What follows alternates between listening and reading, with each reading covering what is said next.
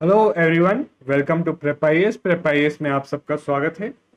तो आज हम इस इंडियन पॉलिटी क्लास में जो टॉपिक्स पढ़ेंगे that is union of India and it's territories one, और जो सेकंड टॉपिक आपका होगा that would be citizenship. Okay, and again ये जो टॉपिक्स हम पढ़ेंगे इसमें हम इनके दोनों जो करंट एस्पेक्ट्स हैं, करंट अफेयर्स है जो इनका, वो जरूर देखेंगे।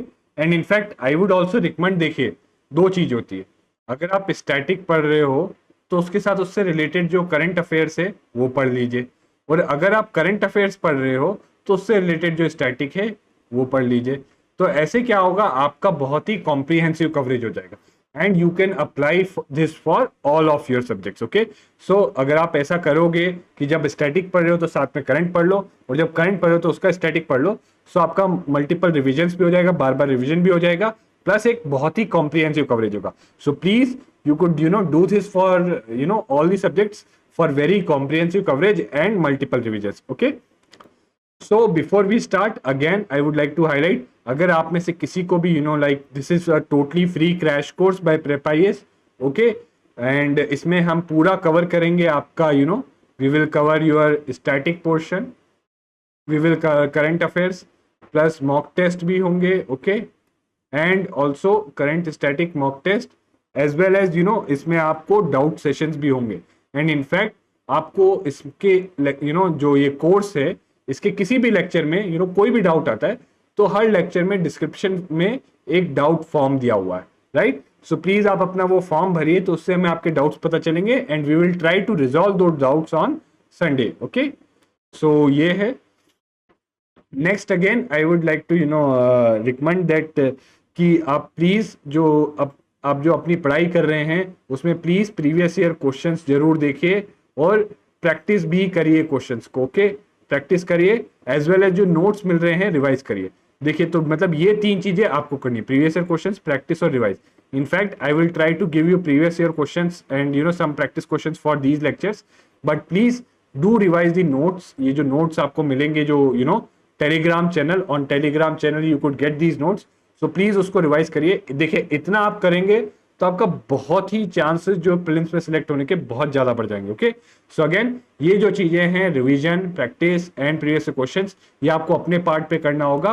What we can do here is, जो हम कर सकते हैं, we are trying to explain and cover all the key aspects of your syllabus, right, both static and current. बाकी आपको जाके रिवाइज करना है। ओके, सो अगेन बिना डिले के हम स्टार्ट करते हैं, let's start.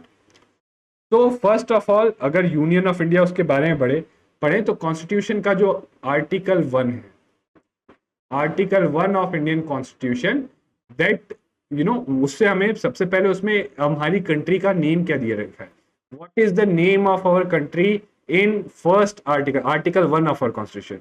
in that article our country is called India, that is Bharat. So please remember that article 1 of our constitution says that, जिसमें हमारे कंट्री का नेम दे रखा है, in that article name of our country is India, that is Bharat. Okay, अब ऐसा लंबा सा नाम क्यों रखा, सिर्फ इंडिया या सिर्फ भारत क्यों नहीं रखा? बेसिकली कॉन्स्टिट्यूएंट असेंबली में जब डिबेट चल रहा था कि हमारी कंट्री का नाम क्या रखे कॉन्स्टिट्यूशन में, शुड इट बी इंडिया और शुड इट बी भारत, सो इस पे बहुत ही लॉक जैम था, कोई एग्री नहीं कर रहा था, कोई कंसेंसस नहीं आता। तो फाइनली एक एग्रीमेंट इस पे आया कि चलिए हम ऐसे लिख देते हैं, we would write it as India that is Bharat, हम उसको इंडिया दैट इज भारत लिख देंगे आर्टिकल 1 में। तो पहली चीज, आर्टिकल 1 में what is name of our country, India that is Bharat. Okay, now second thing that when article 1 जो है, दूसरी चीज जो हम आर्टिकल 1 में हमें बताता है, it describes India as union of states. तो इंडिया को यूनियन ऑफ स्टेट्स बोलने का सिग्निफिकेंस क्या है, व्हाई? बेसिकली क्योंकि अभी आपने पीछे जब हमने फीचर्स पढ़े तो we said that India is a federation, right, India is a federal state. तो एक तरफ हम बोल रहे हैं इंडिया इज फेडरल स्टेट, और एक तरफ यहाँ आर्टिकल 1 बोलता है यूनियन ऑफ स्टेट। तो यहाँ आर्टिकल 1 में इंडिया को यूनियन ऑफ स्टेट्स बताने का एक सिग्निफिकेंस है, एंड लेट्स सी वो सिग्निफिकेंस क्या है। पहली चीज, जब हम यहाँ यूनियन ऑफ स्टेट्स बोलते हैं तो it is to signify that जो इंडियन फेडरेशन है it is not like American federation. American federation कैसी थी, 13 ब्रिटिश कॉलोनीज थी, 13 British colonies came together to form USA. Okay, but India क्या है, इंडिया एक ही ब्रिटिश कॉलोनी थी, that is India, British India था, उसके अंदर वेरियस प्रोविंसेस थे। ओके, सो बेसिकली देखिए ये जो है यूनियन है, राइट। सो इंडिया का जो फेडरेशन है ये किसी डिफरेंट स्टेट्स के साथ आने से नहीं बना है।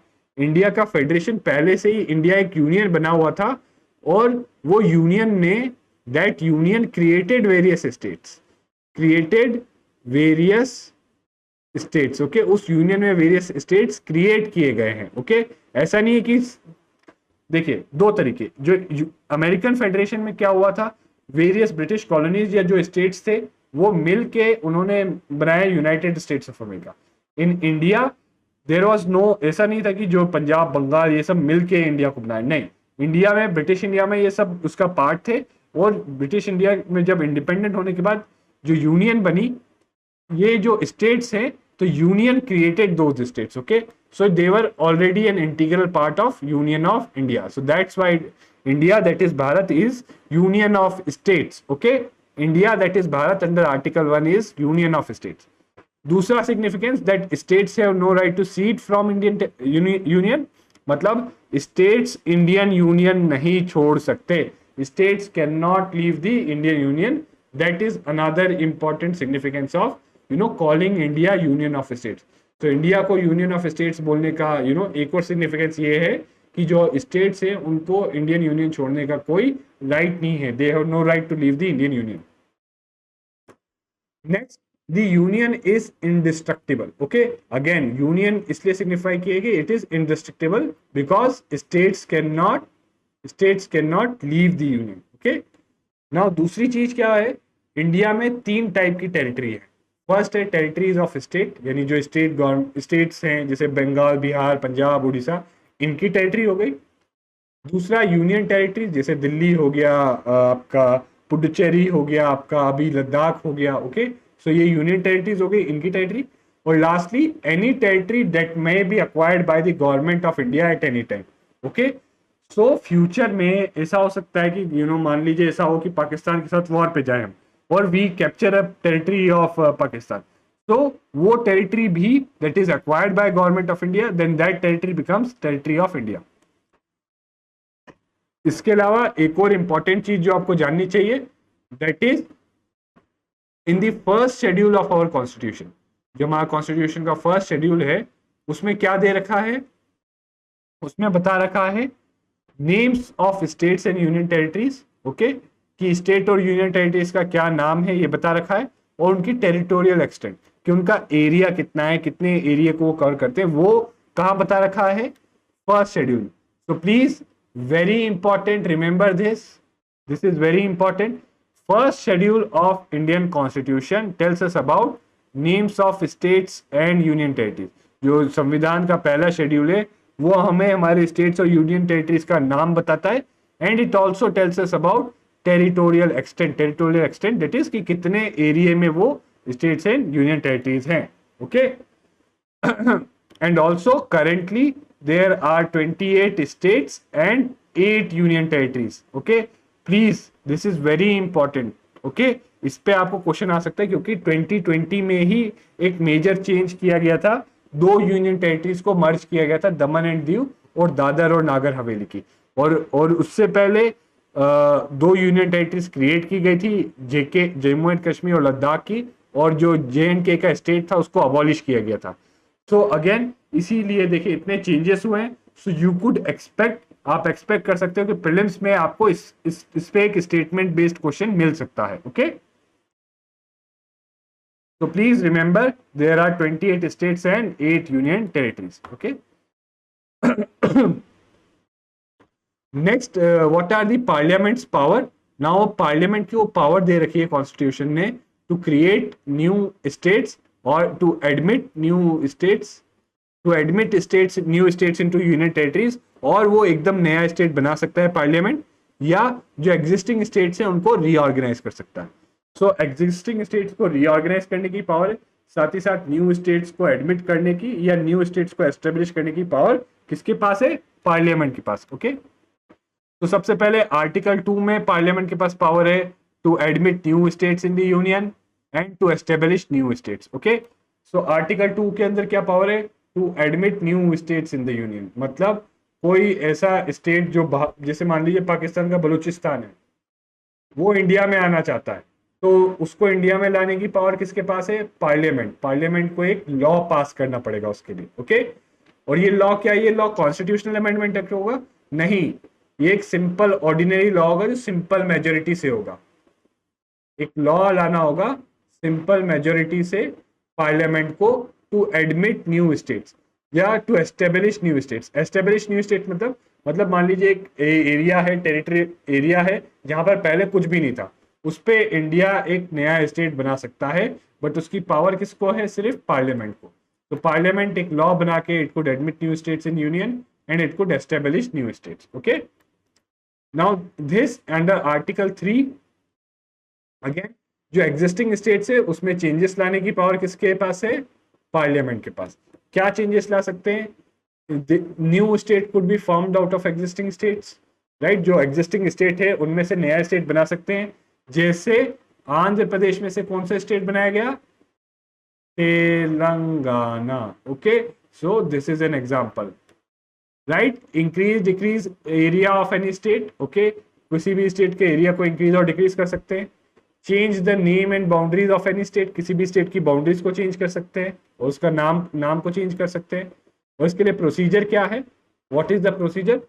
सबसे पहला जो है इसमें, अगर कुछ भी जो है सच ए बिल कुड बी प्रेजेंटेड, कि ये चीज कौन कर सकता है? पार्लियामेंट में। तो इसके लिए लॉ, अगर कोई बिल लाएंगे वो पार्लियामेंट में ही प्रेजेंट हो सकता है। ओके, तो it could be any bill for this could be introduced in parliament. And अगेन वो इंट्रोड्यूस करने से पहले प्रायर रिकमेंडेशन चाहिए प्रेसिडेंट की। तो recommendation of president prior to the introduction, then president has to refer that bill to state legislature.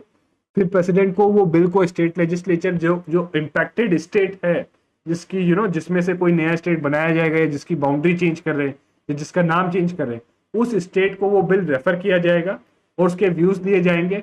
Okay, but here is a catch, जो state के व्यूज है they are not binding, they are not binding. Okay, and then also one more thing, article 4 बताता है जो भी loss बनाए जाएंगे article 3 और 2 के अंदर, they are not amendments under article 368। मतलब उनको आर्टिकल 368 में दे आर नॉट अमेंडमेंट्स, मतलब they are to be passed by simple majority. इसके अंदर कोई भी लॉ सिंपल मेजोरिटी से। तो ये चीजें कैसे हो सकती है? ये सब चीजें कैसे हो सकती है? पार्लियामेंट सिंपल मेजोरिटी से कर सकता है ये सब चीजें। Okay, so please keep this in mind, इस पे क्वेश्चन बन सकता है। ओके, कि ये जो आर्टिकल 2 और 3 जो है, ये जो चेंजेस होते हैं, तो ये लॉज कैसे सिंपल मेजोरिटी के थ्रू लॉज ला सकते हैं इसमें। एंड अगेन अगर मैं आपसे पूछूं ये कॉन्स्टिट्यूशन को अमेंड करता है, तो yes, it amends constitution, it amends constitution bye simple majority. कौन से पार्ट को अमेंड करता है? Schedule 1 and 4। तो शेड्यूल 1 तो आप समझ गए होंगे, वाई? क्योंकि शेड्यूल 1 में क्या है? सारे जो स्टेट्स और यूनियन टेरिटरीज है उनका नाम है प्लस उनका एरिया है। तो अगर हम कोई नया स्टेट लाते हैं तो ऑब्वियसली एक नाम ऐड करना पड़ेगा। सिमिलरली किसी स्टेट का एरिया चेंज करेंगे तो ऑब्वियसली वो चेंज करने पड़ेंगे। ओके, और शेड्यूल 4 क्या है? शेड्यूल 4 आपका कॉन्स्टिट्यूशन का, okay, it is regarding seats in Rajya Sabha. Okay, so obviously कोई नया स्टेट लाएंगे या कुछ भी चेंज करेंगे तो राज्यसभा में सीट्स में भी चेंजेस आएगा और उसके लिए शेड्यूल 4 में चेंजेस आएंगे। और वो चेंजेस दोनों में ये क्या है? आर्टिकल 2 और 3 के under they could be done by simple majority. So आप देख सकते हो constitution could be amended here by simple majority. So please keep this in mind. Okay, एक और चीज मैं आपसे पूछना चाहूंगा, ये जो फीचर्स है, आर दे यूनिटरी फीचर्स और federal features? Okay, please answer this. I hope you can all can answer this. Okay, ये बड़ा ही सिंपल चीज है। Moving on, now we talk about exchange of territories with Bangladesh. Okay, so again एक basically ये इसलिए पढ़ रहे हैं क्योंकि बेसिकली एक बेरूबारी यूनियन केस था, बेरूबारी यूनियन केस। ओके, सो उसमें क्वेश्चन आया था कि क्या जो पार्लियामेंट है आर्टिकल 3 में अपनी पावर्स का एक्सरसाइज करके it seed it's territory. Could it seed it's territory, okay, territory of India, could it seed territory of India, जो इंडिया की कोई भी टेरिटरी है, क्या पार्लियामेंट अंडर इट्स जो उसको पावर मिली हुई है कॉन्स्टिट्यूशन में आर्टिकल 3 के अंडर, can it use that power to give Indian territory to any other foreign state, okay, क्या इंडिया उसके अंदर अपनी किसी टेरिटरी को फॉरेन स्टेट को दे सकता है, राइट? सो इसका आंसर है नो, नो।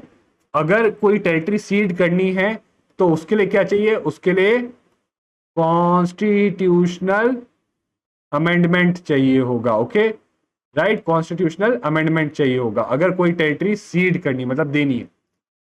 सो इसीलिए जब हम एक्सचेंज कर रहे थे टेरिटरीज का विद बांग्लादेश, उसके लिए हमें 100th कॉन्स्टिट्यूशनल अमेंडमेंट लगा इन 2014, और उसमें क्या जो एनक्लेव्स थे एक दूसरे के, एडवर्स पोजेशंस थे, और वो क्या हुए, एक्सचेंज हुए, साथ ही साथ बॉर्डर्स भी डिमार्केट की गई क्लियरली, राइट? और इस सब में because there was exchange of territories involve, so that's why it required an constitutional amendment act.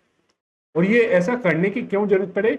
Because जो इंडिया और एट दैट टाइम बांग्लादेश, उससे पहले उसको ईस्ट पाकिस्तान बोलते थे, तो उनके बीच की जो बॉर्डर्स थी they were determined by the Radcliffe accord. But obviously आप जानते हो रेड क्लिफ अकॉर्ड में भी कुछ डिस्प्यूट्स थे, ओके, तो वो डिस्प्यूट्स के कारण वो बॉर्डर्स क्लियर नहीं थी, तो अल्टीमेटली वो सब रिजॉल्व हुआ 100th कॉन्स्टिट्यूशनल अमेंडमेंट एक्ट के थ्रू, ओके।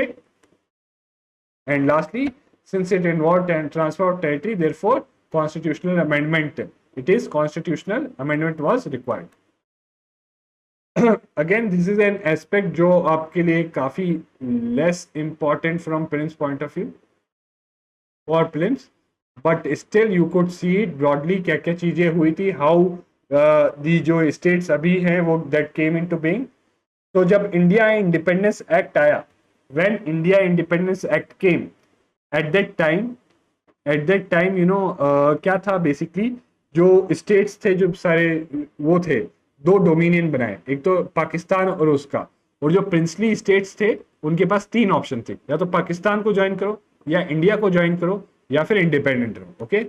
अल्टीमेटली अब पूरी स्टोरी है इसके पीछे, जो पोस्ट इंडिपेंडेंस जो मेंस में है आपके, उसमें पढ़ोगे कि क्या पूरी स्टोरी है कि कैसे स्टेट्स को इंटीग्रेट किया गया उसके पीछे, राइट? बट अगेन अल्टीमेटली सब इंटीग्रेट करके 1950 में 4 फोल्ड क्लासिफिकेशन किया, part A B C D. Again this is also not important क्योंकि अब इसको अबॉलिश कर दिया गया है, ओके। फिर 1949 में जेवीपी कमिटी आई, एंड व्हाई? बिकॉज क्योंकि डिमांड थी कि हमें लिंग्विस्टिक बेसिस पे स्टेट्स बनाए जाए, okay, but JVP committee rejected language as the basis for reorganisation of states, okay. फिर 1953 में फर्स्ट लिंग्विस्टिक स्टेट क्रिएट किया गया, Andhra Pradesh, okay. So please remember, this is an important fact, first linguistic state was created in 1953 and it was Andhra Pradesh, okay. Linguistic state मतलब language के basis पे, मतलब सारे लोग उस स्टेट पे एक सिमिलर लैंग्वेज बोलते हैं, राइट, या maximum majority people same language बोलते हैं, तो उसको एक लैंग्वेज के बेसिस पे उसको एक स्टेट बनाया गया, okay. And then 1955 Fazl Ali committee report, and it said कुछ पैरामीटर्स दिए थे जिस बेसिस पे states we could create new states like unity and integrity and security of country, linguistic and cultural homogeneity, financial and economic and administrative considerations and welfare of people. And lastly 1956 state reorganisation act आया और 14 state और 6 union territories बनी, okay. और उसके बाद काफी नए नए स्टेट्स बनते गए। सो जो कुछ रीसेंट हैं, जो सब रीसेंट स्टेट्स एंड यूटीज हम देख सकते हैं यहाँ पर, okay. So Chhattisgarh was created out of Madhya Pradesh, Uttarakhand was created out of Uttar Pradesh, Jharkhand was created out of Bihar, okay. In 2014, Telangana was created out of Andhra Pradesh. In 2019, UTs of Jammu and Kashmir and Ladakh were created. In 2020, very important, जो 2 UTs थी, Daman and Diu and Dadar and Nagar Haveli were merged, okay? And now it is called Dadar Nagar Haveli and Daman and Diu, okay? So again, और इसके बाद कितने states और UTs है after 2020? 28 states and 8 UTs, okay? So please keep this in mind, this is a very important figure. Right. Now next topic जो हम देखेंगे citizenship, okay, and इसमें हम देखेंगे कुछ इंपॉर्टेंट एस्पेक्ट्स। फर्स्ट जो है what is meaning of citizenship, meaning of citizenship and its significance, and its significance, okay. पहली चीज तो ये देखेंगे what is meaning of citizenship and significance. Then we will see constitution ने क्या प्रोविजंस बनाए थे for citizenship at the time of commencement of constitution. After that, वो थोड़ा लेस इंपॉर्टेंट है, बट उसके बाद मोस्ट इंपॉर्टेंट पार्ट आता है, वो है आपका सिटीजनशिप एक्ट और उसके क्या प्रोविजंस है। Again it is most important, क्यों, why is is most important, because ये जो पूरा एनआरसी है और ये जो सिटीजनशिप एक्ट अमेंडमेंट एक्ट है, जो सिटीजनशिप, इस एक्ट को अमेंडमेंट किया गया है 2019 में, ओके, इस पे बड़ी कंट्रोवर्सी, तो इसलिए आपको सिटीजनशिप एक्ट जानना जरूरी है, और एनआरसी और ये सिटीजनशिप अमेंडमेंट एक्ट, और साथ साथ एनपीआर भी हम देखेंगे, okay. So let's begin with citizenship. So what is meaning and significance, okay. तो जब हम बोलते हैं if I am citizen of India, इसका मीनिंग क्या है? इट मीन्स कि इंडियन स्टेट का, I am a member of Indian state, I am a member of the country of India, okay. और बीइंग अ मेंबर, उसका significance ये है that I get all civil and political rights, okay, and there are some such rights which are not given to citizen. So compare to non citizens, जो citizens हैं उनको ज्यादा rights मिलते हैं, okay. सो ऐसे कौन से राइट्स हैं जो सिर्फ सिटीजन्स को मिलते हैं? It is very important, okay, just a second.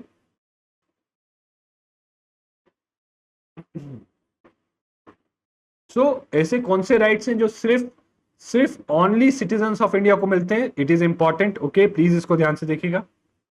पहली चीज तो फंडामेंटल राइट्स, कौन से? आर्टिकल 15, 16, 19, 20 और 30 में जो सारे फंडामेंटल राइट्स हैं वो सिर्फ सिटीजन्स को मिलते हैं। अगेन प्लीज डोंट वरी, जब हम फंडामेंटल राइट्स चैप्टर पढ़ेंगे तो हम ये सारे राइट्स प्रॉपर्ली कवर करेंगे, ओके। इसके बाद है राइट टू वोट, तो राइट टू वोट सिर्फ सिटीजन्स को मिलता है। इसके बाद है right to contest elections, okay, यानी जो पार्लियामेंट में हो गया या स्टेट लेजिस्लेटिव असेंबली में हो गया, ये जो इलेक्शंस कंटेस्ट करना और वोट करने का राइट सिर्फ किसके पास है? सिर्फ सिटीजन्स ऑफ इंडिया के पास है, okay. Next, eligibility to hold certain public offices, जैसे कुछ ऑफिसेस हैं, उसको अगर किसी को if someone wants to hold that office, then एक एलिजिबिलिटी कंडीशन है that he must be citizen of India. तो ऐसे कौन से ऑफिसेस हैं? ऐसे हैं प्रेसिडेंट, वाइस प्रेसिडेंट, गवर्नर, जजेस of supreme court and high court, attorney general and advocate general and etcetera, okay. So these are the major offices जिनको hold करने के लिए एक कंडीशन है that one should be citizen of India, okay. And also lastly देखिए, at the time of commencement of constitution किसको citizenship मिलेगी, इसके लिए प्रोविजंस कॉन्स्टिट्यूशन ने दे दिए थे, बट आफ्टर दैट, उसके बाद किसको मिलेगी? उसके लिए इट हैड एम्पावर्ड, उसके लिए पावर्स पार्लियामेंट को दी थी कि पार्लियामेंट उसके बाद, कमेंसमेंट के बाद पार्लियामेंट लॉ बना सकता है किसको सिटीजनशिप मिलनी चाहिए और सिटीजनशिप के मैटर्स कैसे रेगुलेट होंगे, ओके।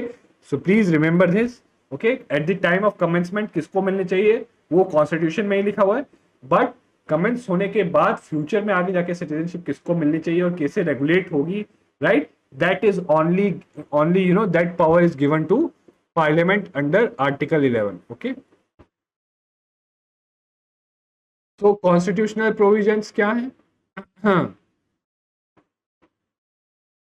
तो what are the constitutional provisions for citizenship at commencement of constitution? जब कॉन्स्टिट्यूशन बिगिन होगा तब उस टाइम पे जो लोग हैं तो किसको सिटीजनशिप मिलेगी और किसको नहीं मिलेगी, उसके लिए क्या प्रोविजंस कर रखे कॉन्स्टिट्यूशन ने? तो कुछ चीजें कॉन्स्टिट्यूशन ने देखी कि जो लोग डोमिसाइल इन इंडिया है, जो पाकिस्तान से इंडिया में आए, या जो इंडिया से पाकिस्तान चले गए बट बाद में वापस आ गए, या जो इंडिया के बाहर रिसाइड कर रहे हैं, ये 4 कैटेगरीज ऑफ पर्सन को डील किया गया। जो इंडिया में डोमिसाइल्ड है, अगर वो इंडिया में बॉर्न है या उनके पेरेंट्स बॉर्न इन इंडिया हैं या they are ordinary resident in India for 5 years, then they would get Indian citizenship. Again एक चीज मैं हाईलाइट करना चाहूंगा, देखिए please don't try to mug it up, please do not mug it up, या इसको रटने की कोशिश मत करिए, इसको समझने की कोशिश करिए।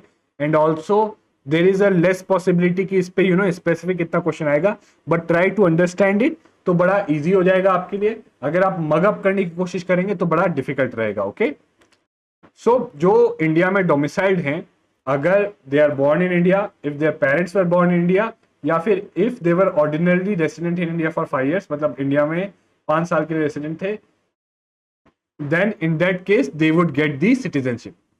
Now next, जो पाकिस्तान से इंडिया आए, दे देन अगेन उसके लिए इतनी बड़ी लंबी चौड़ी कंडीशन है, राइट? दैट मीन्स उसके कोई भी पेरेंट्स हैं या grandparents, they should have been born in undivided India, और प्लस इसके साथ अगर वो इस डेट के पहले माइग्रेट किया गया, जुलाई 1948 के पहले अगर वो माइग्रेट कर लिया गया इंडिया में, then he should be ordinary resident of India. But इस डेट के बाद करा उसने माइग्रेट, तो उसको रजिस्टर करना पड़ेगा as citizen of India, plus register करने के 6 महीने पहले तक उसको इंडिया का रेसिडेंट होना होगा, राइट? अगर कोई माइग्रेट किया गया पाकिस्तान में फ्रॉम इंडिया एंड बाद में वापस आया, in that case the condition is he should be resident of India for 6 months preceding the date of his application for registration. And if someone is residing outside India, in that case his grandparents should be born in undivided India, and he should be registered as citizen of India by a diplomatic or consular representative of India. Okay, again देखिए ये conditions ज्यादा याद करने की कोशिश मत कीजिएगा, क्योंकि इन पे क्वेश्चंस नहीं आते। ओके, बिकॉज कोई कितना भी याद कर ले, ये आपको याद नहीं रहेगी। आपको ब्रॉड चीजें ये याद रहेगी कि कोई डोमिसाइल्ड इन इंडिया था, जो पाकिस्तान से इंडिया में आया, जो इंडिया से पाकिस्तान में जाके फिर बाद में वापस आया, या जो बाहर रहता था। ओके, उन लोगों को उन लोगों के लिए प्रोविजंस थे कि उनको कमेंसमेंट ऑफ कॉन्स्टिट्यूशन पे सिटीजनशिप मिलेगी। नेक्स्ट अब आ जाते हैं हम सिटीजनशिप एक्ट में। ओके, सो सिटीजनशिप एक्ट में ये जो एक्ट है ये पार्लियामेंट ने बनाया अंडर आर्टिकल 11। ओके, पार्लियामेंट ने बनाया, और पहली चीज जो इसमें बताई गई है कि किस बेसिस पे सिटीजनशिप मिल सकती है। ओके, सो पहले मिल सकती है बाय बर्थ, राइट? यानी कोई इंडिया में बॉर्न है, बट उसके भी कुछ कंडीशंस हैं कि अगर इस पीरियड के बीच में बॉर्न है तो कुछ भी उसके पेरेंट्स की नेशनलिटी हो, उसको सिटीजनशिप मिल जाएगी। If a person is born between this parents, then irrespective of the nationality of his parents he will get citizenship. If born on and after this period, यानी इस पीरियड के बाद, इस date के बाद बॉर्न हुआ है, तो उसके दोनों में से एक पेरेंट अगर सिटीजन है इंडिया के, तो उसको सिटीजनशिप मिल जाएगी। ओके, सिमिलरली इस कंडीशन में, यानी इस डेट या इसके बाद में पैदा हुआ है कोई इंडिया में, if someone is born on and after this date of 3 December 2004, then या तो उसके दोनों पेरेंट्स सिटीजन हो, his both parents must be citizen, or one parent must be citizen and other parent should not be illegal immigrant. Okay, so in that case again illegal immigrant की definition हम आगे देखेंगे। okay, या basically मैं यहीं पे बता देता हूँ। तो someone is called illegal immigrant if illegal migrant, sorry, someone is called illegal migrant if they do not have उनके पास वैलिड ट्रैवल डॉक्यूमेंट्स नहीं है। तो वैलिड ट्रैवल डॉक्यूमेंट्स नहीं है, यानी वैलिड ट्रैवल डॉक्यूमेंट क्या होता है? वीजा। तो अगर वो वीजा या कुछ ऐसा वैलिड ट्रैवल डॉक्यूमेंट नहीं है, and so in that and they are not citizens of India, then they become illegal migrant. और दूसरा, that they have overstayed, यानी उनके जो डॉक्यूमेंट था उसका एक्सपायर हो चुके हैं, and they have overstayed in India, then they become illegal migrants. Okay, and children of foreign diplomats posted in India or enemy aliens cannot get citizenship by birth. Okay, so please remember this, by birth किस conditions पे citizenship मिलती है। Similarly by descent, आप यहाँ conditions देख सकते हो। descent मतलब basically कि Indian descent है, कि उसके parents जो है इंडिया में born है, उसके parents या grandparents, right? So he is person of Indian origin. Okay, and then in that case on descent he could get citizenship of India. But again उसके लिए कंडीशंस हैं। सो अगर इस पीरियड के बीच में he is born outside India but his father is citizen of India, then he could get citizenship of India. अगर 10 दिसंबर 1992 के ऑन और after this period he is born, then दोनों में से एक पेरेंट्स उसके सिटीजन होने चाहिए, और इस डेट के बाद अगर बॉर्न है तो उसका birth should be registered at Indian consulate within 1 year, और अगर विद इन 1 ईयर रजिस्टर्ड नहीं किया then you need a permission from central government. Okay. Similarly by registration, again आप बाय रजिस्ट्रेशन आप you know one could get citizenship, but a condition is he should not be a illegal immigrant. That person should not be an illegal immigrant. Also ये फिर यहाँ पर detail में condition है, आप देख सकते हैं, ये नोट्स में आपको दे दूंगा, उसमें देख सकते हैं. Please but don't try to mug it up. इस पे क्वेश्चन आने का पॉसिबिलिटी ऑलमोस्ट नेग्लिजिबल है. देखिए क्वेश्चन आपको यहाँ पर आ सकता है, ये ब्रॉड जो है इस पे क्वेश्चन बहुत ही मतलब like very very less possibility. तो रजिस्ट्रेशन के थ्रू सिटीजनशिप एक्वायर की जा सकती है, but illegal immigrants can not acquire. And in fact आप आगे जाके देखोगे जो constitutional amendment citizenship amendment bill था, उसमें इनके लिए ही, इलीगल इमिग्रेंट्स के लिए ही रिलैक्सेशन दिया गया था. ओके. सिमिलरली ऐसे ही नेचुरलाइजेशन के बेसिस पे भी सिटीजनशिप मिल सकती है, बट इलीगल इमिग्रेंट नहीं होना चाहिए, और ये सब क्वालिफिकेशंस जो है मीट करनी चाहिए. ये सारी सेट ऑफ क्वालिफिकेशंस मीट करनी चाहिए, right. So then on that case one could get citizenship by naturalisation. Although last में गवर्नमेंट ने लिख रखा है कि ये सारी जो ऊपर की जो सारी क्वालिफिकेशंस है government could wave them of, right. If a person has rendered distinguished service, so government could waive all these conditions of if a person has rendered distinguished service to science, philosophy, art, literature, word peace and human progress. Okay, so again I hope you understand this कि naturalization भी हो सकता है, but एक condition है कि illegal immigrant नहीं होना चाहिए. Okay. नेक्स्ट इज अगेन अगला तरीका है इनकॉर्पोरेशन ऑफ टेरिटरी. मतलब मान लीजिए जो मैंने आपको पिछला एग्जांपल दिया कि इंडिया का वॉर हुआ पाकिस्तान के साथ और इंडिया ने पाकिस्तान की कोई टेरिटरी ले ली, तो किसको सिटीजनशिप मिलेगी और किसको नहीं मिलेगी, कौन डिटरमाइन करेगा इस केस में? It will be determined by government of India. Okay, it will be determined by government of India. Okay. Next, apart from this कुछ स्पेशल प्रोविजंस है regarding citizenship of some persons covered by under the Assam accord. तो basically क्या था, असम में बड़ी ही problem थी illegal migration from Bangladesh. Okay. और ये प्रॉब्लम इसलिए थी क्योंकि people of Assam were fearing that Bangladesh से जो इलीगल माइग्रेंट्स आ रहे हैं they would overtake them, right. वो उनके जॉब्स ले लेंगे, उनको पॉलिटिकली भी मार्जिनलाइज कर देंगे. ओके. सो उनकी आइडेंटिटी भी, जो कल्चरल आइडेंटिटी भी है वो डिमिनिश हो जाएगी. तो इसलिए काफी प्रोटेस्ट हुए थे असम में 1979 में, राइट. प्रोटेस्ट एंड राइट्स हुए थे. अल्टीमेटली 1985 में जाके असम अकॉर्ड हुआ. ओके. और इस अकॉर्ड के प्रोविजन क्या है कि इस डेट से पहले, बिफोर जनवरी 1966, अगर कोई PI person of Indian origin came to India before this date, और तब इस डेट से आने के बाद से इंडिया का रेसिडेंट है, so then he could get citizenship, he would get citizenship. But कोई पर्सन इसके बाद आया है, बट मार्च 25 1971 के पहले आया है, सो अगर ऐसा पर्सन जो है इस पीरियड के बीच में if he has been detected as foreigner, अगर उसको फॉरेनर घोषित कर दिया गया है, so he would have to register himself. उसको रजिस्ट्रेशन के थ्रू, सिटीजनशिप बाय रजिस्ट्रेशन उसको रिक्वायर्ड होगी. एंड ऑल्सो वो एक बार सिटीजनशिप के लिए रजिस्टर तो कर लेगा, बट फॉर 10 ईयर्स 10 साल के लिए उसको राइट टू वोट नहीं मिलेगा, बाकी सारे राइट्स मिलेंगे as a citizen. Okay. So please remember this. इस पीरियड के बीच में जो भी आया होगा, he would have to get a citizenship by registration, and for 10 years he would not get right to vote but would get all other rights. Okay. And इसके बाद जो आए हैं they will be deported. Okay, they will be deported. Okay. और यही पूरी controversy है जो एनआरसी इन असम हो रहा है, वो इसी चीज के लिए हो रहा है कि to find out who all have come after March 25 1971 from Bangladesh and to deport them. Okay. अब नेक्स्ट हम आते हैं लॉस ऑफ सिटीजनशिप. तो अभी तक आपने देख लिया कि सिटीजनशिप कैसे मिल सकती है, how one could get a citizenship, right, that you have seen in citizenship act under various veg.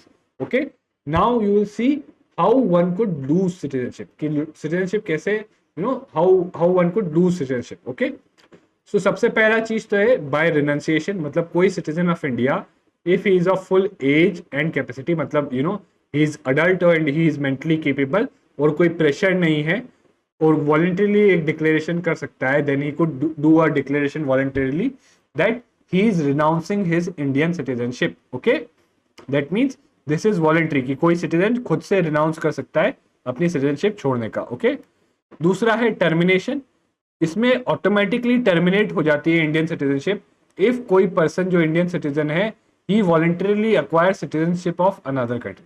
सो कोई इंडिया का सिटीजनशिप अगर खुद की मर्जी से किसी और कंट्री की सिटीजनशिप ले लेता है, तो ये जो है टर्मिनेशन में automatically, please remember this, automatically उसकी इंडियन सिटीजनशिप टर्मिनेट हो जाती है.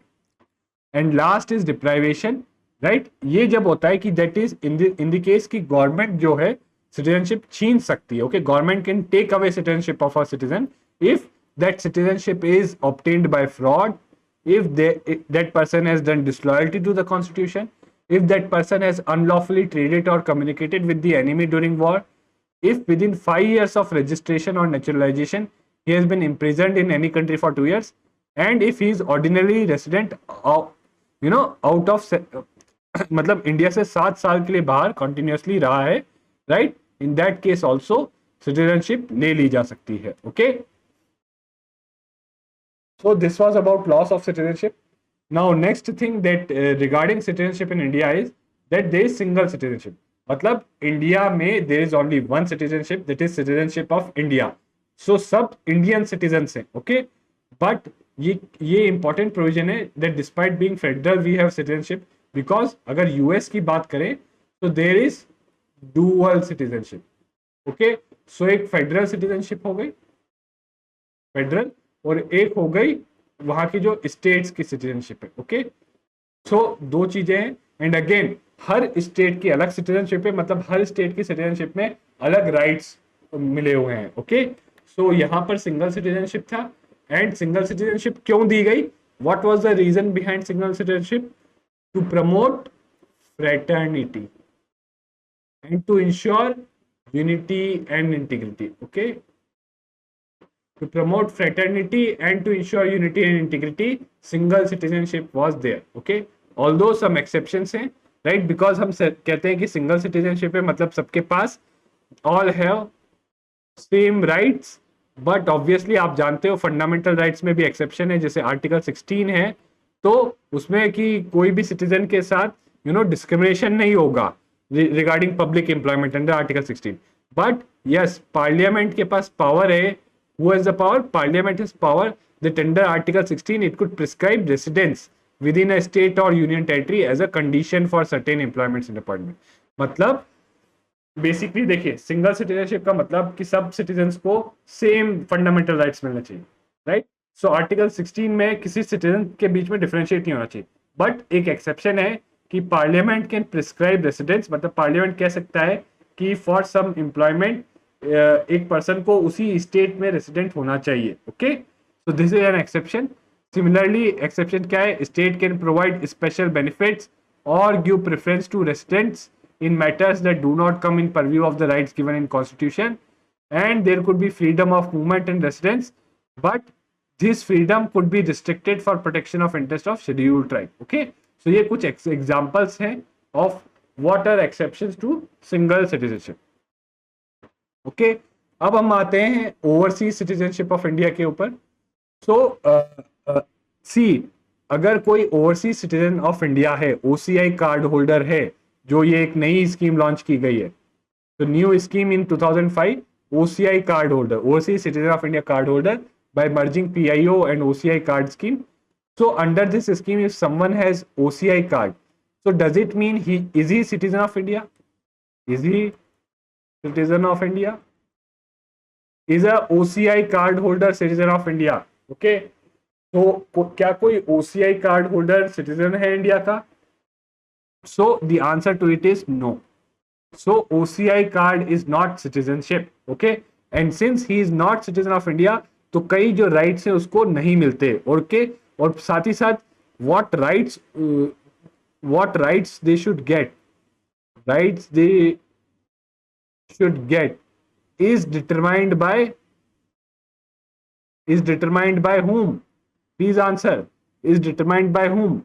It is determined by central government, okay? It is determined by central government. So overseas citizenship of India is not a citizen. Matlab, if someone has OCI card, he is not a citizen of India, okay? And also not being citizen of India, these rights, the rights given to them are determined by the central government, plus some rights they are not given. OCI card holder को क्या rights नहीं मिले? They are not entitled right to equality of opportunity in matters of public employment. They are not eligible for election as president, vice president, judge of Supreme Court and High Court. Not eligible to be registered as voter. They cannot be member of House of People or Council of States. They are not eligible for member of State Legislative Assembly and State Legislative Council. And they are not eligible for appointment to public services at post in connection with affairs of union or any state. Okay. तो ये कुछ जो rights है which are not available to OCI card holder. Okay. And एक और point जो NRI की बात करते, so NRIs are Indian citizens. Okay. NRIs are Indian citizens, okay, and but why they are called non-resident? Because they are residing outside India, and they also hold an Indian passport, okay.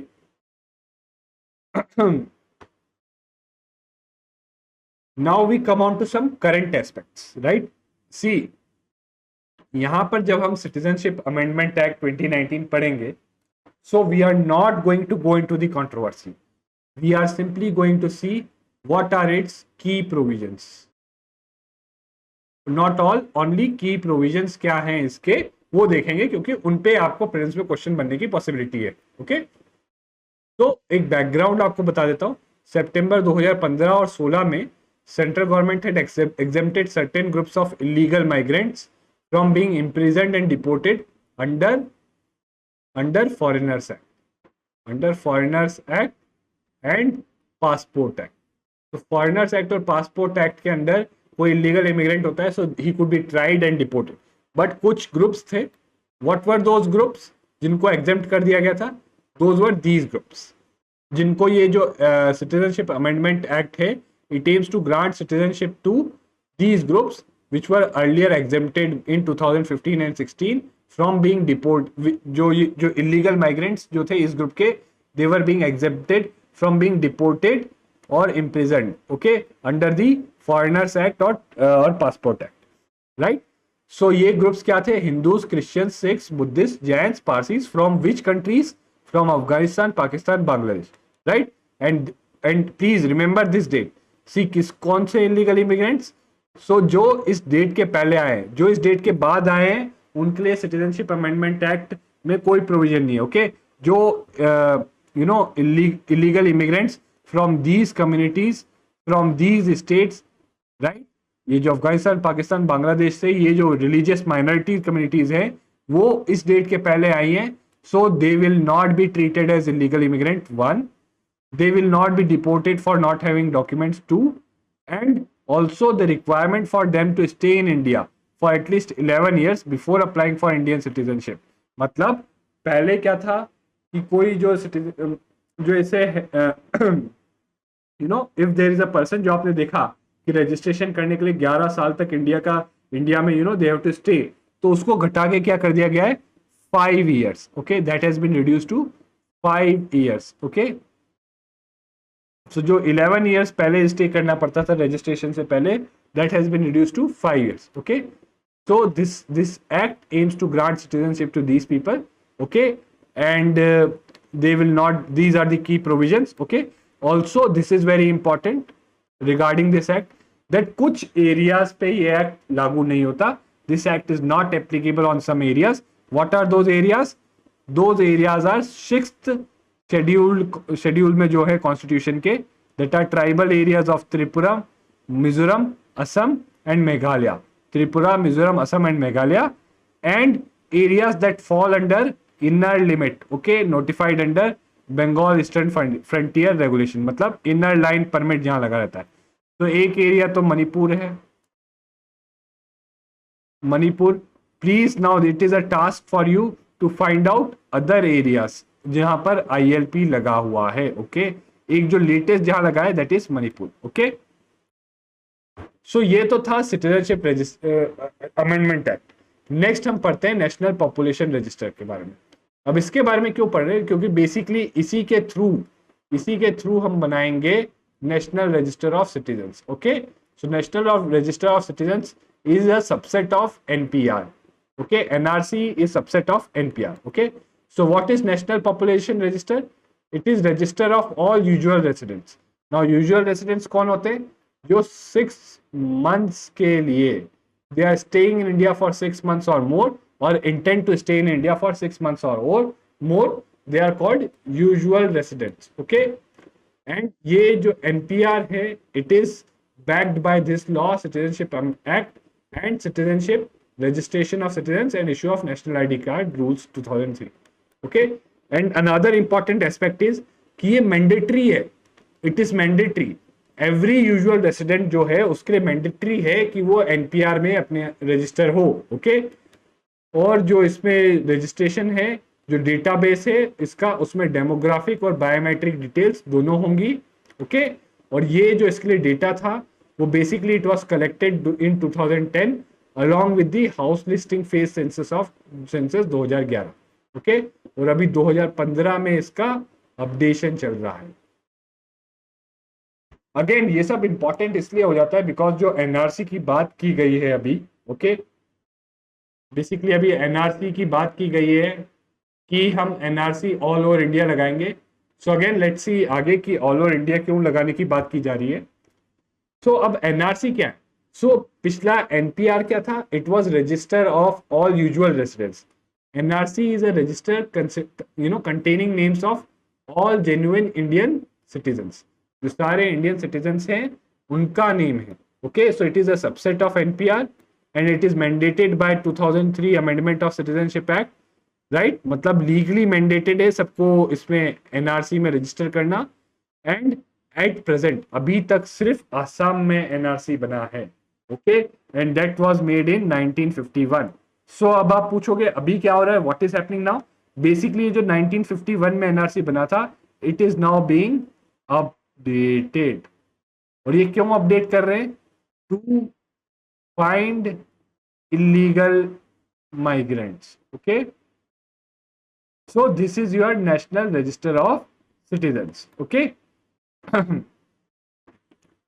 So this is it for this lecture. It covers almost all the aspects. साथ ही साथ and में मैंने आपके जो important current related events थे जैसे NRC, NPR और ये सब जो है सी, और मैं जो बताया था आपको जो NRC अभी जो हमारे होम मिनिस्टर उन्होंने कहा कि NRC हम ऑल ओवर इंडिया करेंगे, ओके। अभी तक कहाँ हुआ था? सिर्फ असम में। अब NRC ऑल ओवर इंडिया करने की बात है, तो इसलिए ये प्रीलिम्स पॉइंट ऑफ व्यू से आपके लिए इंपॉर्टेंट हो जाता है। बट अगेन आपको कंट्रोवर्सी में नहीं जाना इसकी, आपको इनके बस की प्रोविजंस जानने हैं, राइट, जिन पे स्टेटमेंट्स बन सकते हैं, क्योंकि आप जानते हो UPSC प्रीलिम्स में कभी ऐसे कंट्रोवर्शियल क्वेश्चन नहीं पूछे जाएंगे, okay. So this is it for this session. Again at the end कोई भी डाउट आपको हो प्लीज डाउट सेशन में भरिए, and also go through previous year questions, right, plus practice questions. And also before that revise करिए। ये notes आपको कैसे रिवाइज करेंगे? ये जो नोट्स हैं ये आपको टेलीग्राम चैनल पे मिल जाएंगे, okay. You would get these notes on Telegram channel, right. So to do join and subscribe the Telegram channel, okay. ये रिवाइज करिए notes, previous year question practice करिए और दूसरे नॉर्मल क्वेश्चन प्रैक्टिस करिए, and you will be covering a majority portion of your syllabus here, okay. जो इस topic में तो एटलीस्ट आपको कोई क्वेश्चन आएगा तो आप बड़ी इजिली कर लोगे, okay. So thank you very much and see you again next time. And also please do remember to like and subscribe to our channel and please share it with your friends. Okay.